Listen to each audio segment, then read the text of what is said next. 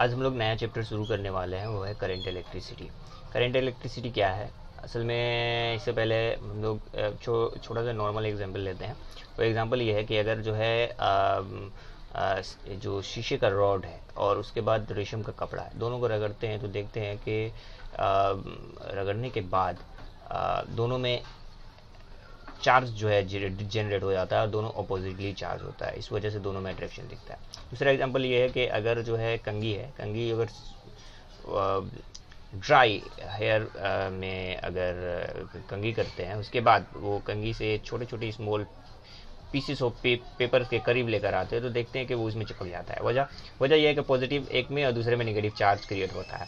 अब यहाँ पर ये बयान किया गया कि उसका रीज़न क्या है। रीज़न हम बता रहे हैं। रीज़न ये है कि मान लो कि एक ऑब्जेक्ट है, दूसरा ऑब्जेक्ट, ये एक ऑब्जेक्ट में एक्सिस ऑफ इलेक्ट्रॉन से दूसरा लेस ऑफ इलेक्ट्रॉन है। उसमें क्या होगा, एक्सिस ऑफ इलेक्ट्रॉन में क्या होगा कि अगर इसमें जो है इलेक्ट्रॉन ज़्यादा है, इलेक्ट्रॉन जो है अगर दोनों में रबिंग करेंगे तो इलेक्ट्रॉन ये ट्रांसफर हो जाएगा।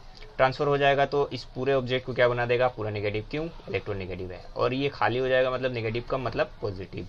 अब देखो, इलेक्ट्रिक चार्ज की इकाई की बात करें तो इलेक्ट्रिक चार्ज की इकाई जो है कूलम होती है। अब कूलम की तारीफ क्या है? What is coulomb? कूलम एक साइंटिस्ट था, उसने एक कानून बनाया, कानून दिया, एक लॉ दिया, उसका नाम है कूलम्स लॉ। इसने क्या किया, दो चार्ज के बीच की डील करता है। क्या डील करता है? दोनों में फोर्स कितना एक्ट होगा। जैसे हमने यहाँ पर देखा कि दोनों में फोर्स एक्ट हो रहा है, दोनों में अट्रैक्शन हो रहा है, दो एक दूसरे को अट्रैक्ट कर रहे हैं। तो यहाँ पर जो है क्या होगा कि अगर मान लो दो चार्ज है, एक Q1 Q2, और Q1 Q2 क्या है, चार्ज है। दोनों पॉजिटिव भी हो सकता है, दोनों नेगेटिव भी हो सकता है, एक पॉजिटिव दूसरा नेगेटिव हो सकता है। ओके, यहाँ पर एक बात याद रखना कि अगर एक पॉजिटिव दूसरा नेगेटिव होगा, अट्रैक्शन होगा, बाकी यहाँ पर कुछ भी रखेंगे वो होगा रिपल्सिव होगा। अब देखो, दोनों के बीच में जो है दूरी है r बना के रखे हैं। अब इसके बाद दोनों में फोर्स कितना एक्ट होगा। अब देखो, ये बात याद रखना कि जो फोर्स होता है ना दोनों के बीच में, इन दोनों को मल्टीप्लाई करके डायरेक्टली प्रोपोर्शनल होता है, और दोनों में जो दूरी है उसके साथ जो है स्क्वायर के इन्वर्सली रिलेशन होता है। यहाँ पे के कॉन्स्टेंट आया, तुम लोग मैथमेटिक्स में पढ़े होगे। F is equal to K Q1 Q2 by R square. Very important for relationship. ये सिर्फ मल्टीपल चॉइस में एग्जाम में आ सकता है। इस पर कोई बड़ा 10 क्लास में तो बनेगा नहीं, कोई न्यूमेरिकल्स नहीं बनेगा। Now, move to the next topic. Concept of the potential. Concept of the potential क्या है? Very simple. अगर मान लो एक यूनिट पॉजिटिव चार्ज है, यूनिट पॉजिटिव चार्ज को हम तुम इन्फिनिटी से किसी भी पॉइंट पर ले आ रहे हो, और वो पॉइंट क्या है कि ये एक यहाँ पे इलेक्ट्रिक फील्ड होना चाहिए। What do you mean by electric field? Electric field का मतलब ये है कि यहाँ पर ऑलरेडी यहाँ पर चार्ज रखा हुआ, उसकी वजह से इलेक्ट्रिक फील्ड यहाँ पर जनरेट है। चार्ज रखने से इलेक्ट्रिक फील्ड जनरेट हो जाता है। ये बात याद रखना। दिखता नहीं है कि इलेक्ट्रिक फील्ड हमको दिख रहा है, इस तरह से कोई बात नहीं है। इन्फिनिटी से हम यूनिट पॉजिटिव चार्ज को यहाँ से एक पॉइंट पर लेके आ रहे हैं, और ये पॉइंट कहाँ पे लाई कर रहा है, एक इलेक्ट्रिक फील्ड में लाई कर रहा है। तो जितना हमको वर्क डन करना पड़ा उसी को बोले हैं पोटेंशियल डिफरेंस। ओके, ये जिस तरह से लफ्जन लफ्जन लिखा हुआ है उसको रट्टा मारने की जरूरत नहीं, जैसे मैंने कहा बस उसी तरह लिखते जाओ। Very good. उसके बाद देखो कि अगर जो है मान लो कि यूनिट पॉजिटिव चार्ज हम लेकर नहीं आए, हम क्यू अमाउंट ऑफ चार्ज लेके आए, तो जितना वर्क डन हुआ किससे, क्यू अमाउंट को लाने में दोनों को डिवाइड कर दो, ये पोटेंशियल निकल जाएगा। ये भी एक तरीका है, ये भी शॉर्ट क्वेश्चन के लिए रखना। अब देखो पोटेंशियल डिफरेंस क्या है। पोटेंशियल डिफरेंस क्या है कि मान लो कि ए है और बी, सी, डी, एक किसी वायर है, उसमें चार्ज फ्लो कर रहा है। अब देखो कि ए है और बी है, सी है, डी अलग अलग पॉइंट है, हमको पोटेंशियल डिफरेंस चाहिए। यहाँ पर जो कैलकुलेट किया बी और सी के बीच में पोटेंशियल डिफरेंस है। तुम ए और क्यू में, ए और सी में कर सकते हो, जिसमें ये सेम रिलेशनशिप आएगा। अब ये देखो कि ये जो है, अब इन दोनों के बीच में जो है हमको क्या करना है, पोटेंशियल डिफरेंस निकालना है। तो वेरी सिंपल, ये इसको माइनस करोगे। अब देखो बी और सी निकालो, बी क्यों तो सेम रहेगा, बी और सी को निकालो, दोनों को माइनस करो, यही बचेगा। अब देखो कि पोटेंशियल डिफरेंस अगर निकालना है तो पोटेंशियल डिफरेंस की तारीफ किस तरह करोगे। यहाँ पर जो है अगर मान लो कि ये दो पॉइंट है, एक पॉइंट और दो पॉइंट, इन्फिनिटी से लाकर यहाँ पर रखें तो इसका पोटेंशियल बना, इन्फिनिटी से लाकर यहाँ पर रखें दूसरा पोटेंशियल बना। इसका नाम दे दो ए और ए बी।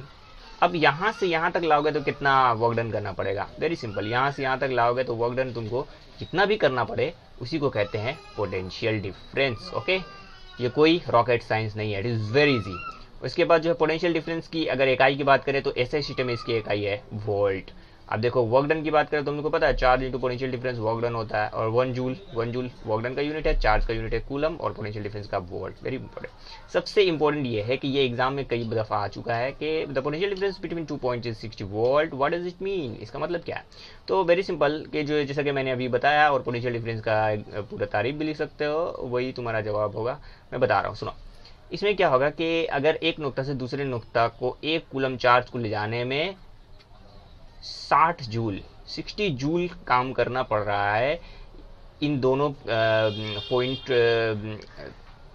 जिसका पोटेंशियल जो है डिफरेंस 60 है, अगर एक से दूसरे में अगर एक यूनिट पॉजिटिव चार्ज ले जाएंगे तो हमको 60 जूल वर्क करना पड़ेगा। Now next topic, electromotive force. Very very very very important. ये डिफरेंस भी पूछता है कि potential difference and electromotive force के बीच में डिफरेंस बताओ। तो सबसे पहले इलेक्ट्रोमोटिव फोर्स के बारे में पढ़ लेते हैं। ये ऐसा क्या है, ये सेल है, बैटरी जिसको कहते हैं, ये खुला हुआ सर्किट होता है, मीन्स बैटरी में तुम लोग देखे होगे ये ओपन रहता है। दो प्लेटों के दरमियान जो पोटेंशियल पाया जाता है, इसी सेल को उसका ईएमएफ कहते हैं। मान लो कि एक बैटरी है, ओके, ये तो ओपन है ना, ये ओपन है। अब इन दोनों के बीच में जो है पोटेंशियल तो होगा, मतलब कि इन्फिनिटी से यहाँ पर लेके आएंगे, इन्फिनिटी से यहाँ पर लेके आएंगे, तो इन दोनों का पोटेंशियल बन गया, दोनों को माइनस कर दिया, पोटेंशियल डिफरेंस होगा। एक और तरीका है कि यहाँ से इलेक्ट्रॉन को फ्लो करके यहाँ तक ले आएंगे, या यहाँ से यहाँ तक यहाँ पर करेंगे, तो जितना वर्क डन करना पड़ेगा ना, उसी को कहेंगे यहाँ पर इलेक्ट्रोमोटिव फोर्स। तो एक सवाल पूछता है कि क्या इलेक्ट्रोमोटिव फोर्स एक फोर्स है? No, electromotive force is not a force, it is work done. ये क्या है? एक पोटेंशियल है, पोटेंशियल डिफरेंस है। और उसके बाद जो है दो प्लेटों के बीच की जो दरमियान जो पोटेंशियल डिफरेंस है, उसको ये बताता है इलेक्ट्रोमोटिव फोर्स। और ये इलेक्ट्रोमोटिव फोर्स नाम में फोर्स है ये, लेकिन ये फोर्स नहीं है। और ये किसके डील करता है? वेरी इंपॉर्टेंट, खुले हुए सर्किट में, किसी भी सेल का ओपन सर्किट।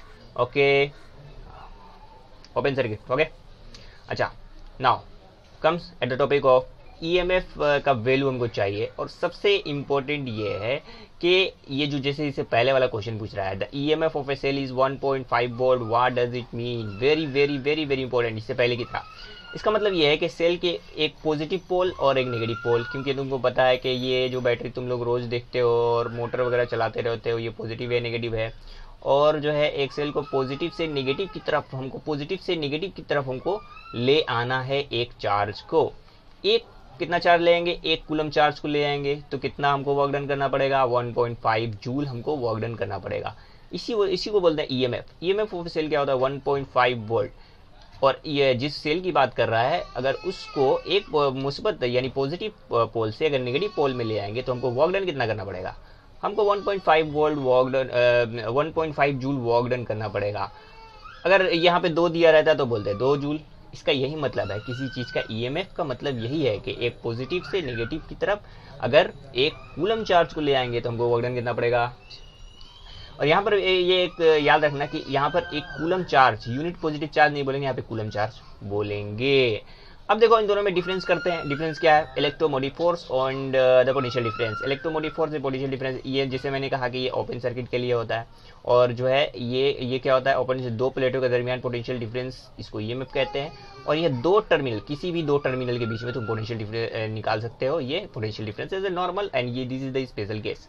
और जो है ये इस वक्त जो है ईएमएफ प्रोड्यूस होता है जब किसी एक एनर्जी दूसरे एनर्जी में तब्दील होती है। एक एनर्जी को दूसरे एनर्जी में तब्दील करेंगे तभी ये जनरेशन होगा। जैसे कि ये बैटरी है, बैटरी में मोटर लगाओ तो क्या होगा? इसका केमिकल एनर्जी मैकेनिकल एनर्जी में जा रहा है, या फिर बल्ब लगा दो, इसका केमिकल एनर्जी लाइट एनर्जी में। ये यहाँ पे दूसरा एक फॉर्म ऑफ एनर्जी दूसरे में चेंज हो रहा है। तो ये इलेक्ट्रोमोटिव फोर्स क्या होता है? एक फॉर्म ऑफ एनर्जी दूसरे में बदला जाएगा। और जो है ये यहाँ पर जो है याद रखना कि सर्किट के किसी हिस्से में पोटेंशियल डिफरेंस उस वक्त पैदा होता है जब बरकी तवानाई, या बरकी माने इलेक्ट्रिक करंट, दूसरी किस्म की तवानाई में बदली जाएगी। ओके, और यहाँ पर क्या है? दूसरी किस्म बरकी तवानाई में तब्दील होगी। यहाँ पर जो है दूसरी किस्म की बरकी में तब्दील होगी, ये बात याद रखना। कोई अदर सोर्स है और उसको हम इलेक्ट्रिसिटी में जनरेट करें, हम क्या प्रोवाइड करें? इलेक्ट्रिसिटी में जनरेट करें, तो इलेक्ट्रोमोटिव फोर्स यहाँ पर होगा। पोटेंशियल डिफरेंस में बरकी तवानाई से किसी दूसरे सोर्स की तरफ हम लोग जाएंगे। ईएमएफ क्या है? दिस इज द सबब एंड दिस इज द इसका इफेक्ट। ओके, पोटेंशियल डिफरेंस, ये बात याद रखना कि ईएमएफ जो होता है वो पोटेंशियल डिफरेंस से हमेशा ज़्यादा होता है। ईएमएफ जो पोटेंशियल डिफरेंस से हमेशा ज़्यादा होता है, जाहिर सी बात है ये उससे कम होगा। वेरी सिंपल, यहीं तक, ठीक है। ओके, अगर कोई क्वेश्चन होगा तो व्हाट्सएप पे मुझसे पूछ सकते हो।